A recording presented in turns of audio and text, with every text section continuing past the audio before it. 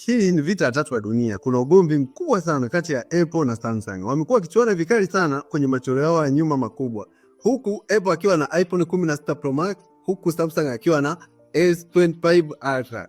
Ugomvi huo umetokana na nini?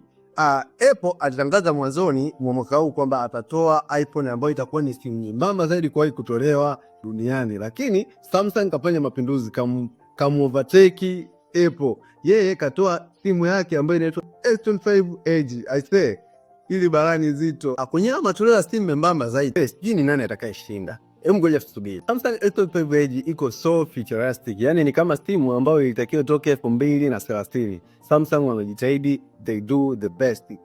Binafsi hii simu imenivutia sana. Ukiangalia iko na Snapdragon 8 Elite ambayo inaupa performance ya hali ya juu katika processor. Imekuja na kamera mbili, Waswahili tunapenda kusema macho mawili. Huku kamera kuu ya mbele ikiwa na 200 megapixel na 12 ultra wide. Kioo chake ni inchi 6.7. Kioo chake ni kizuri, wameipa kioo cha AMOLED. Kwa hiyo resolution yake ni baraka kabisa, ni kama tu S25 Ultra. Ikiwa na 12 GB of RAM na storage ya 512 na ikiwa na IP ya 68 ambayo hii inasaidia kuipa simu uwezo wa kuwa water resistance na dust resistant. I say kitu ambacho kimeniumiza sana kwenye S25 Edge ni kwamba wameipa betri dogo sana. Sijajua kwa sababu ya uembamba ule ndio maana wamepunguza betri au ni nini. Ukiangalia katika S25 Edge imekuja na betri la miliampia 3900. Wakati huo katika S25 Ultra ilikuwa na 5000 miliampia.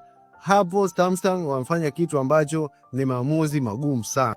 S25 Edge imewekwa katikati ya S25 Ultra na S25 Plus. Wakati huo ikiwa imekuja na features za AI kama ilivyo kwenye S25 Ultra. Wakati huo ikiwa imekuja na Google Gemini kama ilivyo kwenye S25 Ultra pia.